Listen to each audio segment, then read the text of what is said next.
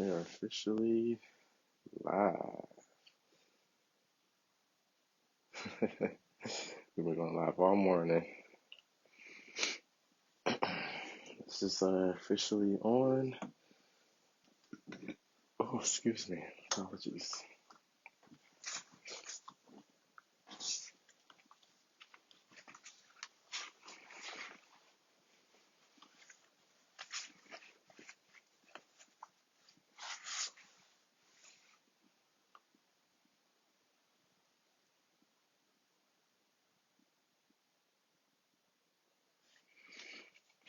Welcome, welcome, welcome. We'll be getting started shortly. Welcome, welcome. We'll have our kickoff starting right at noon. Give some folks some time to join us. And go ahead and get reset back up again when Russ joins us. Thank you for everyone who's been sticking with us since this morning as we've been popping in and out and getting things going. I see Russ is in the chat, ready to join. I'm going to add you just a moment, Russ. I want to introduce the program, introduce you, give some folks some chance to join. Then we'll go ahead and add you.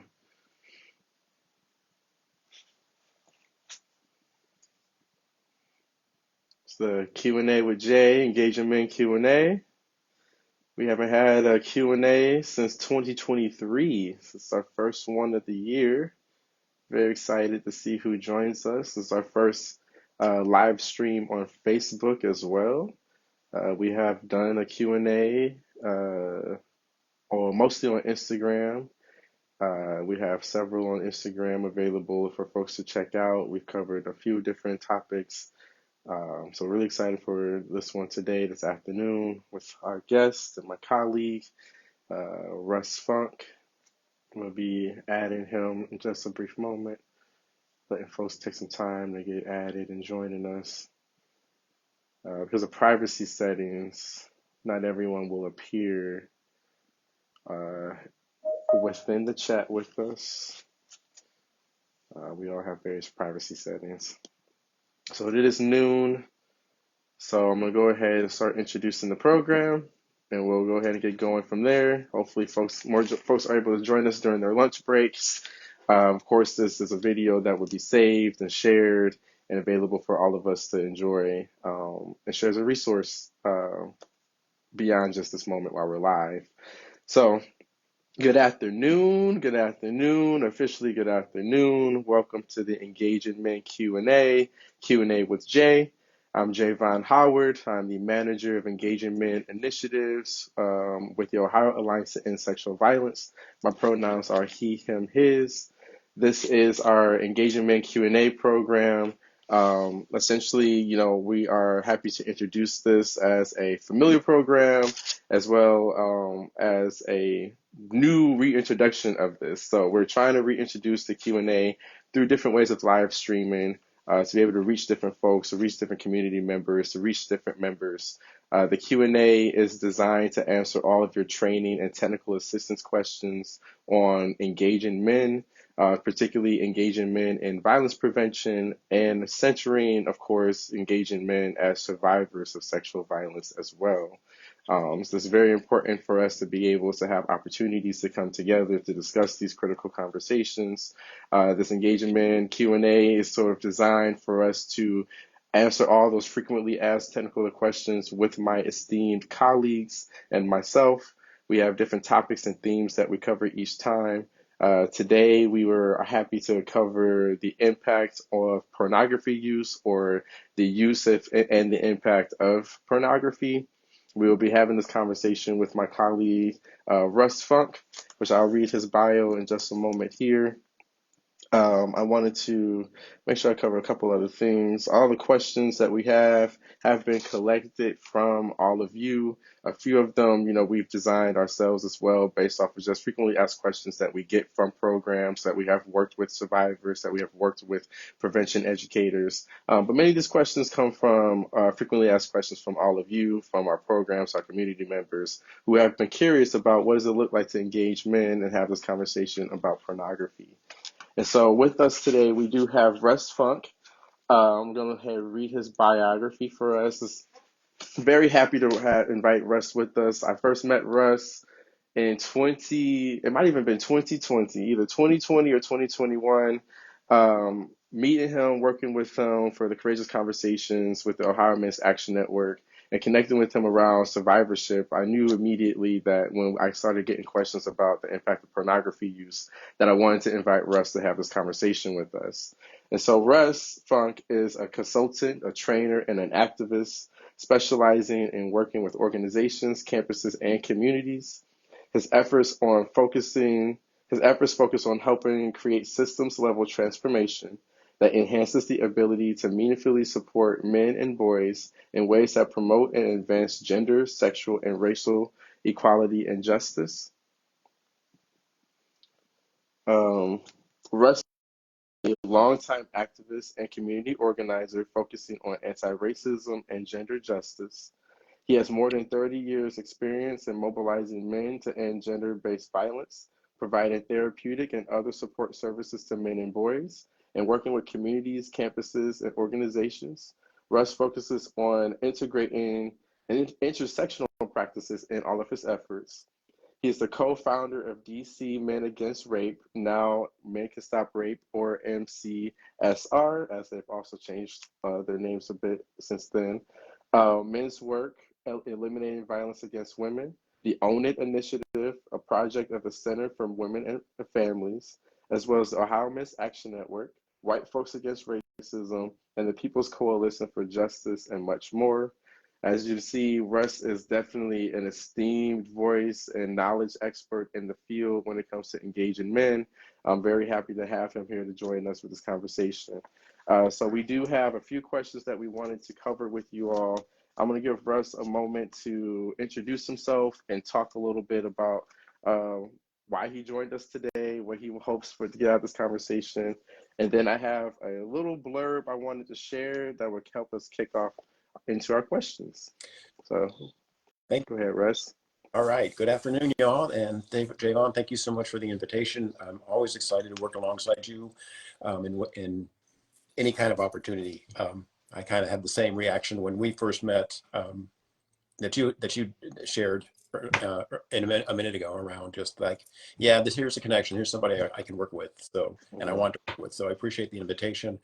Really happy to be a part of this conversation. I am joining you all from my home in Louisville, Kentucky, and yeah, look forward to the conversation. Awesome. Well, yeah, I'm glad to have you here. So this conversation is meant to be kind of like informal. The way that I imagine this project being is essentially like, hey, I got these questions from my programs, from the folks I've been working with, and I can't answer them by myself. And so I know that you are somebody who can definitely help me answer these questions. As we're having this conversation, I wanted to emphasize for folks who are watching and joining us, feel free to engage with us in the comments. You can drop your own questions that you have as we're discussing. If there's something that you've been holding on to, that you've been wondering that you didn't submit, that this is an opportunity to submit those questions here. If you just want to engage and just like have a comment about what we're saying, feel free to drop that in the comment as well. Let's make this more of an interactive discussion between all of us, where there will be resources that we'll share at the end. And so with that being said, I did want to go ahead and jump into our first question. Before we get to that, I did have something I wanted to read. You might recognize it. It is from your resource and curriculum, What's Wrong with This Picture? The Impact of Viewing Pornography. This is a resource that you shared with me around the time that we first met. And I felt like this was something I wanted to read from this resource as one of the reasons why I came to you with this question. And then we'll go from there. So it says, we create the sweet spot of attitude change with honesty, trust, and authenticity. We don't create a space that encourages participants to be honest with themselves or each other by talking at them or to them. Similarly, we don't effectively engage folks in this kind of process by interacting with them as if we have it all figured out and creating an us versus them dynamic. We most effectively hold the sweet spot by recognizing that the people in the room are at different places in relation to the topic, that we as facilitators also have something to learn. Our own attitudes and beliefs about pornography have probably gone through some transition over time. By being honest about our own experiences, perspective, and process, and trusting the men in the room, we can more effectively hold a space that encourages participants to be honest and challenge themselves. Now, I really like that because when I first designed this project for us to talk more about pornography, it was really difficult because a lot of folks approach the conversation with this us versus them mentality that, you know, their men are bad guys, that everyone who uses pornography is bad guys, anyone who's ever touched it is a bad guy. And it really, I found it makes it really difficult to engage men and to be able to really have those critical conversations that we want to be having with men, and as well as with women around this issue and this topic. So the first question I wanted to give to you uh, is what can you tell us about pornography and what should we know about pornography and men's use of pornography? All right. Well, thank you.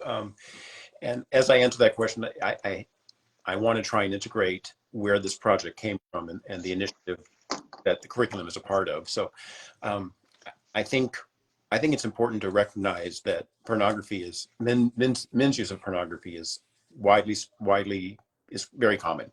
The data that I'm aware of, and it's not necessarily up to date. Last time I took a deep dive was when I wrote the curriculum. But it's somewhere in the neighborhood of 85 to 90% of men use pornography on a regular basis.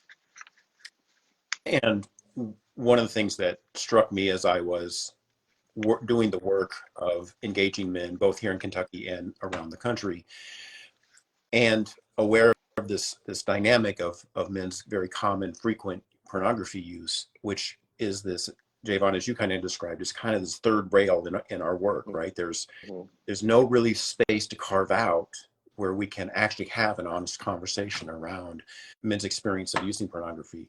And what I know of pornography as an industry is that the values that it promotes, the values that it maintains, counters all of the values that we're trying to teach around healthy sexuality, respectful gender relations, valuing healthy communication and relationships between men and men and men and women and men in terms of their sexual interactions. And if men are using pornography on a regular basis, then, and that's undermining the work that we're trying to engage in on the community level, then how are we going to do this without diving directly into this conversation and talking and creating space to talk about what is men's experience of using pornography? Right. So I'll go with that. I'll go with that as an answer, and then if I need to flush that out, or if there's additional questions, you'll ask. Yeah, I was going to say if you could just talk a little bit more about that sweet spot. Like, so what you're getting at a little bit is like when we're talking about carving out that space, you know, like that's the sweet spot, right? Right. It's that space that we're trying to carve out. So, like, how exactly do we carve out that space? Like, so if we were to approach a man or approach anyone, like we're trying to have this conversation about pornography with, and they immediately maybe get defensive, or maybe they're suspicious because they're not sure exactly where the conversation Right. is going, really. You know, so where's that sweet spot? How do we make that space?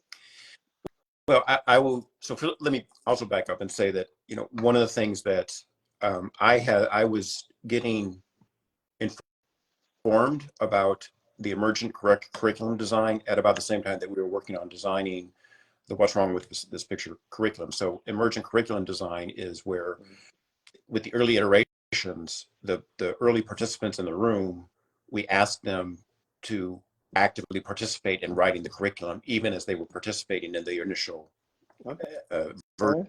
And so, you know, participate in this workshop, but also think about the next round of men and How would you change the questions? What are some activities that you're aware of? How can we make this better? And through that process kind of emerged what is now the first question of the conversation that we have, which I think goes to your question, Javon, around how do you find that sweet spot, which is asking men to reflect on their first experience of using pornography. And what we found is that for most men, at least most men that we've run the program with, there's actually a very nuanced and complex picture that emerges around their first experience of pornography. There was often some pressure, at least with men my age, when we were still using magazines. There was some pressure either from peers or from fathers to use pornography. There was some anxiety about using the pornography. There's this, because there's so much shame and secrecy around pornography use, and it's something that men tend to do in secret. There was this kind of embarrassment or shame attached to men's pornography use, alongside, of course, the pleasure and the excitement and the arousal experience of viewing pornography.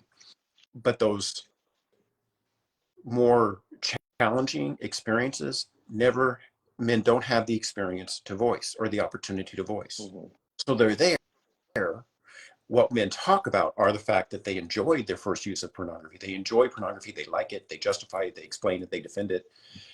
But if we all know human behavior, right? And if there's this shadow side to our behavior that doesn't get to be talked about, then what happens is that shadow gets reinforced every time men use pornography, right? And it gets bigger, and it gets louder, and it gets larger, and it has more meaning for them, because every time they go and redo the behavior, it reinforces both sides of that experience, right? The positive, the shadow side. It becomes part of it becomes normalized, right, in a sense. Like, it's like that's the normal part of pornography use, is that we all have a secret sort of together, in a sense.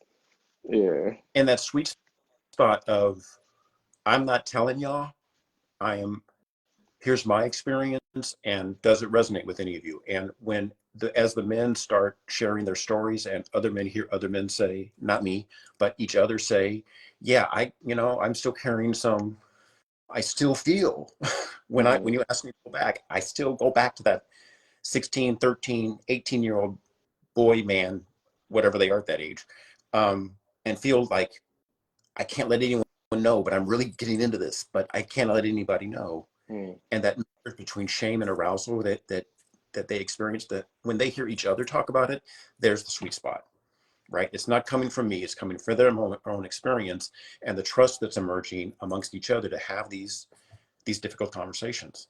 Okay. So it's sort of like creating a space, like an invitation through honesty, like you were saying, like we were reading before. It's an invitation through honesty. And so when we're talking about engaging men, and we know that men aren't necessarily going to be forthcoming, what ways, other than asking them, so you're saying to ask them, like, what was their first experience? So it's going from there, how would you say to continue that engagement? So I guess the follow-up question would be, like, how would you help folks who are struggling to continue to have this conversation with men if they are concerned about their pornography use, and taking that conversation further? If men are expressing concern about their own pornography use, or if other people are, if other people are concerned about the pornography use of the men in their lives and wanted to address it with them, would you say that finding that sweet spot is the same direction, or would you suggest something different? I think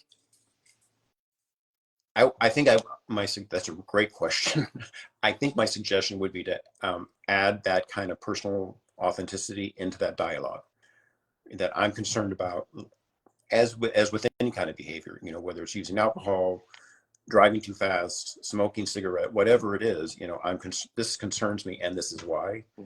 And what is your experience? Like, genuine curiosity, not I'm going to catch you kind of question. Right. I'll do that, right? Ask you the question that looks like curiosity, but it's really about getting you. But leaning into that curiosity about, what does it mean to you that you're using pornography? Right. What obviously that's filling some kind of need or want or desire that's not getting met in any other way, what is that about for you? And here's what Yeah. concerns me about it. Okay. That's an excellent way to approach it. You know, like I said, like creating that space of invitation, that leading with curiosity. I think that's something that we need to talk about when we're talking about any kind of prevention work and like social justice. Is we need to be more curious about each other.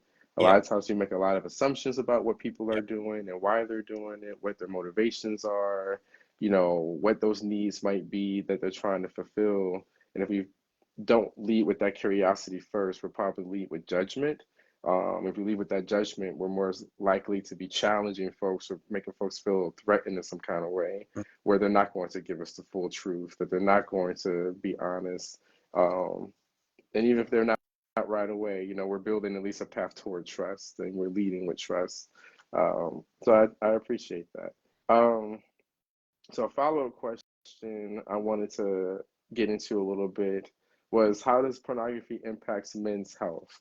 I know we talk a lot about, you know, how it's related to gender-based violence, rape culture. Sometimes, you know, that falls into one ear and out the other, and that might require a lot of additional work to help folks see those connections. So for the men out there who are just thinking about men and just thinking about like how does this actually impact me? Because I don't see how this, you know, my impact impacts others. You know, what would you say to that question? Like, how does this impact men's health and impacts men themselves? Um, I, I want to answer that kind of mirroring the process of that I outlined in the curriculum. Okay. Staying in within this kind of sweet spot model, because there is some data around what are the harms Hmm. to men of using pornography, and I think as valuable as that is, there is also value to asking men. And so my question for men in terms of looking at the harm is, what are the values that you hold dear about sex, about sexuality, about sexual interactions, around being a human being? And don't think about pornography. Don't think just for you as a human being. What are the values that you hold dear? What's the kind of person that you want to be, and how you treat people? Um, what would you say is your best practice of who you are as a human being when you're engaging sexually with another human being? And then here's what we know about pornography use. Like any media, there are values that the producers and the creators of that media are that are part of what they're distributing. So this is like the critical media lens, right? That if I'm watching Iron Man, not only am I watching the show, but I'm also, if I'm not mindful, I am also swallowing the values that the producers of Iron Man created, intentionally or not. The added dynamic is that what we know about brain science is that sexual arousal is some of the most powerful moments when our brain all parts of our brain are lit up Hmm. and receptive to whatever we're learning. So at those moments, if I'm learning values that I'm not paying attention to, they are being more embedded in who I am than if I'm watching traditional media on a TV screen. And we know the value of that. We know the power of that if I'm not paying attention. So all that to ask, if you line up the values that you hold dear about the kind of person you want to be in a male body and how you interact with other human beings, and your experience of viewing pornography and the values that you see embedded in how pornography teaches, or expresses how men treat other people, Hmm. what's the connection or what's the explosion between those two? And then what does it mean to you to think about this media literacy lens, and how am I internalizing that crap that Hmm. really is not who I want to be? I don't want to be the person who uses sex as punishment, and how much of the rhetoric of pornography is he's punishing her, as if that's some kind of, in heterosexual pornography, as if that's some Hmm. kind of arousal turn on for either one of them in real life. Um, So again, kind of engaging that conversation of their lived experience of here are the values that I have.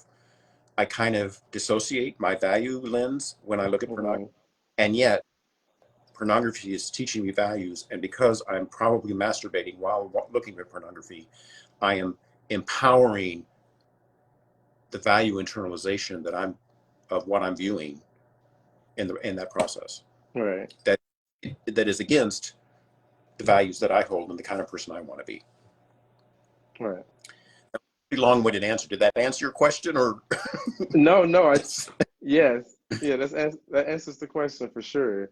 I think it's interesting because then I feel like when you use the word dissociate, it's a really interesting way of putting it because I think that's where sometimes, we're having this conversation with men or we're trying to engage men with it. It connects to trauma similarly, where we have this disconnect with like the mind from the body, right? and even the way that we socialize boys into becoming men, there is this disconnect that we're practicing of like disconnecting your mind from your body. So an example I'm thinking of is like, using physical punishment or like assuming that men or boys are supposed to be more rough and tough. And so like if they fall down or get into a fight, it's like boys would be boys. You're supposed to be tough. Your body's supposed to be able to take hits or be shoved or pushed in order to get you in line to be the man you're supposed to be. And so as like a young age, you're being taught to disconnect from your body mentally and what those experiences are and how they're related to like your values. And so to really challenge men to take that pause and stop and be like, oh wait, what am I really thinking and what am I really feeling? And then how am I expressing that through my body, or like how am I feeling that with my body?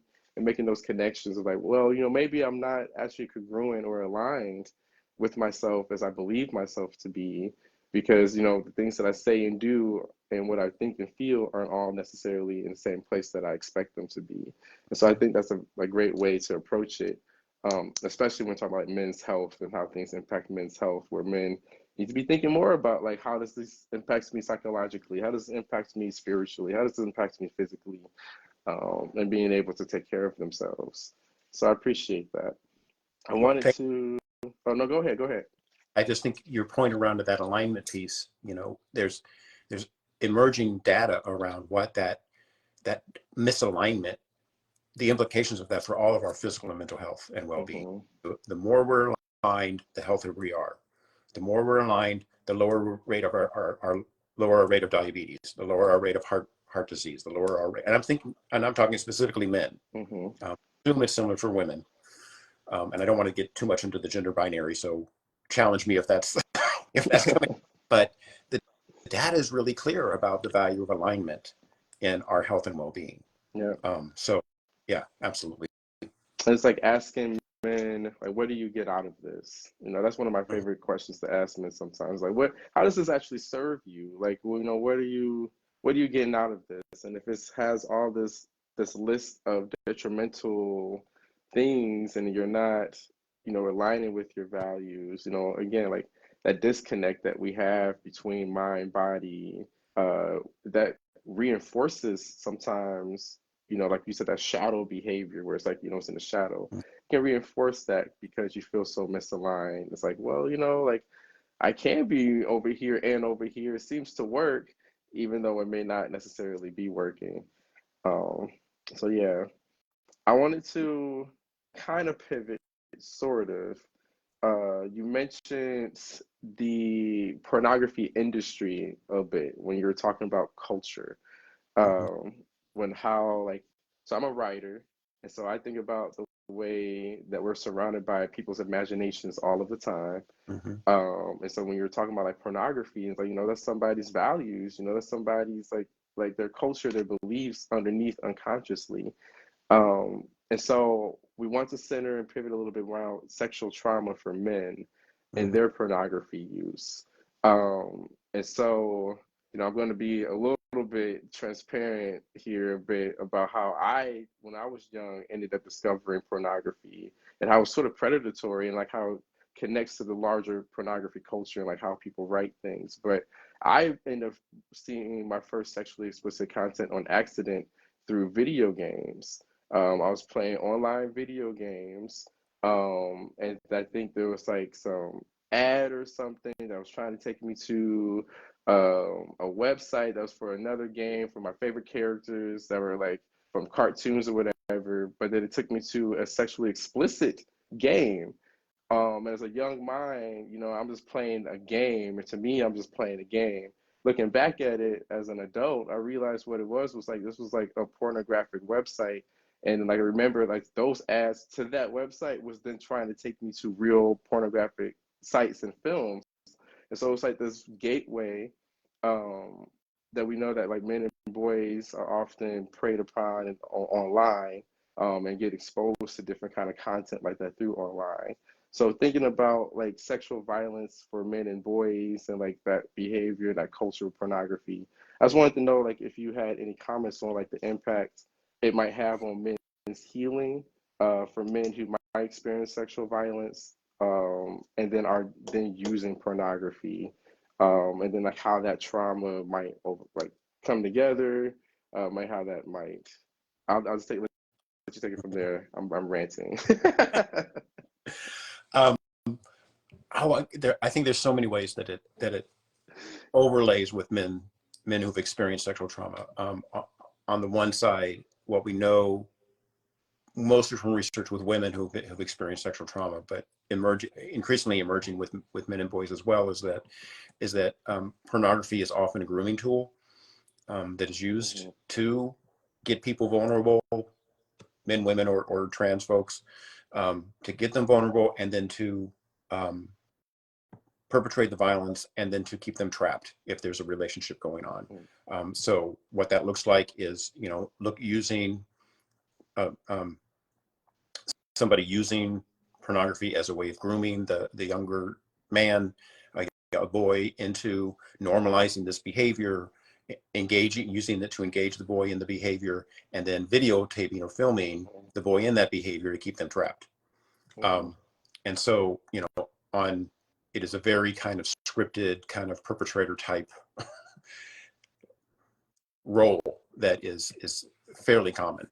And so there's that inherent connection. I think in terms of the healing, one of the things that we know about brain science is without our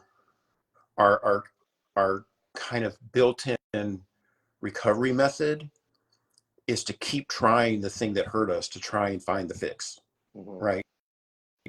And so if pornography was part of my trauma experience, then without some kind of other other feedback, other input, without some support, Mm-hmm. my tendency will be to keep trying the same thing, hoping for a different result, trying to find out how can I do this in a way that is healthy, that doesn't make me feel bad. Mm-hmm. And of course, I'm just reinforcing the negativity because I'm reinforcing what was done to me. Exactly. If I can say that in a way that's not victim blaming, because that's not what I mean. I don't mean that men who use pornography as an adult and are harmed by it are deserving of that trauma. And it is kind of how our brain is naturally wired. We want to figure out what was confusing, and we think the way to figure it out is to try it again and try it again and try it again. Um, and because we don't have any kind of space for men to talk in a authentic way about how pornography was used to hurt me, around my initial experiences of using pornography and the mixed messages I got and the mixed feelings I have about it, there's no space for men to go and unpack it. The norm in masculinity culture is this is good and I like it, and they ain't no problem. Mm-hmm. And in the broader space, we really only have two lanes to pick from. Either we are pro-sex and pro-pornography, or we're anti-sex and anti-pornography. We haven't created a space to say, I am pro-sex, I think sex is a good thing, and I'm critical of pornography. That I have experienced a lot of blowback from both sides because of the way I tried to frame this conversation of both the project, what's wrong with this picture, and how I talk about, as you said earlier, this authentic space of how men actually experience it. Right. I get accused of minimizing the harms of pornography and being pro pornography, and from the other side, I get accused of being anti-sex because I criticize pornography as an industry and what it does to people.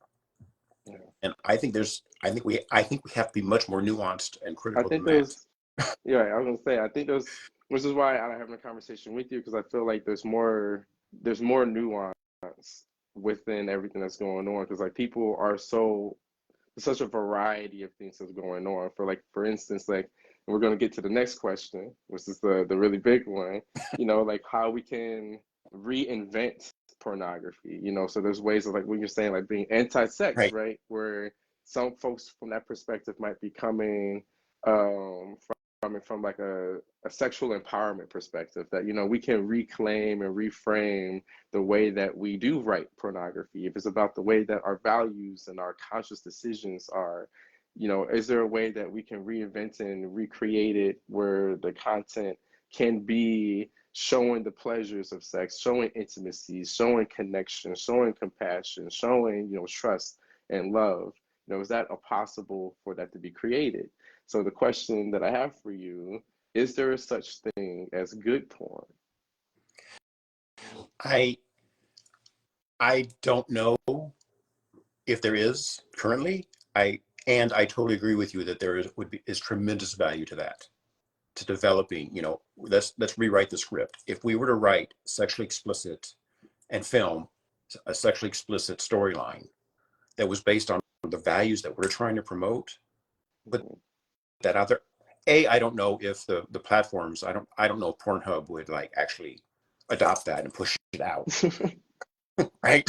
So there's that factor. Um, and I don't know that men who are looking pornography, if that's what they're looking for, right? If they happen on it, then yay. But in terms of the production value of that, of thinking like that and imagining what would that look like Mhm. to match the sexual explicitness, knowing the value of that in terms of the lessons that people learn, and knowing that that a significant number of men, for example, who use pornography, then want to try that with their sexual partner, whatever they witnessed. Mhm. We had a toolkit of that kind of sexually explicit material that we show men and say, okay, go try this with your partner. Mhm. This is the stuff we want you to try. Mhm. How do you make sure you have consent? How do you make sure she or he is like fine along the game every step of the way? How do you know that you're valuing her or him in every aspect of the sexual? What does that look like? Mhm. Damn, that'd be excellent. And it would Right. it would so maximize the teaching that we're trying to do, because we don't, in however exciting or multimedia our presentations are, and let's be honest, we're not funded to create really dynamic multimedia presentations. Mhm.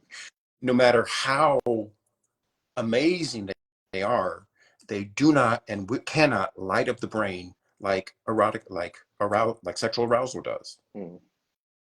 And so we cannot right now. We are completely handicapped in our ability to provide those learning opportunities that men are learning by default through pornography. Because we just, like I said, we just can't light up the brain like when somebody's masturbating to pornography is doing. So Mhm. again, if we had that, wow, that would be a game changer, I think. Yeah. And I think it really would bring us like full circle as well because at the end of the day, like it is that culture work where it's like, well, what we consume is what we want and what we want is what we consume. So if we were able to sort of, break down that box, break down that man box where it's like we really want to encourage you to really like want and love and be really, you know, into love and connection and these more healthy ways of understanding relationships. So, you know, I see that as possible. Of course, I'm always the one who's very hopeful and yeah, optimistic about these things. So I do see it being a possible reality. If that's what it takes, that's something that maybe we could campaign for. But yeah, so thank you for answering that. I think that's a very interesting question. I know that in your curriculum you have a chapter or a day and an activity kind of discussing what is good porn. Um, and so that's also an opportunity for folks who are watching and folks who are watching later, to get into that resource to share more of that. So we are at 12:37. I wanted to pause just to give folks an opportunity to submit any questions or comments. I don't know if I saw any coming through while we were talking, but I wanted to pause just to give folks the opportunity in case they needed that invitation. Um, while folks are thinking and putting in their questions, I can give a couple of updates and announcements. We have our next question and answer engagement Q&A in April. Let me double check the date. Yes, it is April 17th, 2024 on Wednesday. It is going to be at 12 p.m. here on Facebook Live. We will be discussing hazing, masculinity, and sexual violence. So we'll be talking a little bit about hazing on college campuses. We'll be talking about hazing in the military. We'll be talking about hazing in fraternities, sports teams. So we'll be having a conversation on what that looks like for men and how that impacts them. Any additional questions for that upcoming engagement Q&A can be submitted here underneath this comments for this video, or you can go to our training and technical assistance form. It's our engagement training and technical assistance form where you can submit any training requests, information requests, or resource requests directly to me. On that technical assistance form, you can also submit questions for any of our upcoming Q&As. All of them should be listed on there. You can select whichever one that you want to submit a question for, and that's where I receive the questions for us. So yeah, I wanted to make sure I gave those announcements. I don't know if I saw anything else come through. Did you see anything, Russ? I did not. Okay. Well then, do you have any closing comments, anything that you want to discuss? I want to give you some opportunity to maybe talk a little bit more about your resource. I have it right here. I love this resource. I do have a campaign and initiative for developing more men and survivor support groups and more engaging men's groups around the state. And so folks who already have joined us on this project and joined our cohort will hopefully be receiving a copy of these from me. Everyone else, we will be setting up a space for you to have access to the links to be able to have access to this wonderful curriculum. And Russ, if you wanted to talk a little bit more about it, or if you have any other shout outs, go for it. Sure. So just to kind of flesh out the idea of the curriculum, it is based on an 8-week program with men that kind of walks them through this 8-week period process around what is to reflect on their own experience of viewing pornography. At the end of it, it is an ask for them. The last 2 sessions are an ask for them to move right into the prevention lane that I know, Javon, you're all about. And so based on their learning, what can they do as individuals and what can they do as a collective? And from my own experience of running the curriculum here in Louisville and elsewhere, it is not uncommon for this ragtag group of men who came together to hesitantly, cautiously, stutteringly reflect on their own experience of pornography to actually get jazzed up enough to continue the work on their own for some chunk of time. To my knowledge, none of them are still working as collectives, but many of them did continue as a group to do some kind of organizing work within their communities. I think it's, my experience of it, again, if I can be authentic and that your opening definition of that sweet spot is that it is as transformative for me as a facilitator as I think it is for the men who participate. I always learn more about my own self, about my own attitudes. I'll always find myself challenged and growing. And I think that's, one of the things that I don't think we talk enough about as an engaging men movement is those growing spaces aren't always comfortable, and Hmm. that embedded in this is this notion of some degree of discomfort that we kind of hope that we can hold space for people to be comfortable-ish in. Um, I've practiced for a long time with the motto, comfort is a nice place to visit, but nothing grows there, and we're asking men to grow. And so getting comfortable with how do we hold space for men to be at that growing edge, which by definition is uncomfortable, without it being so uncomfortable that they just shut down and decide it's too hard and too impossible and too painful. So I ain't gonna do it. And I hope that's what we did with the What's Wrong with This Picture program. Yeah. Well, I'm imagining that you did. Thank you, Russ. That was amazing. Thank you so much for your time today. I don't see any other questions coming through, so I'm not gonna, linger hold people for too long. I think your quotes you just said is a great way to close out.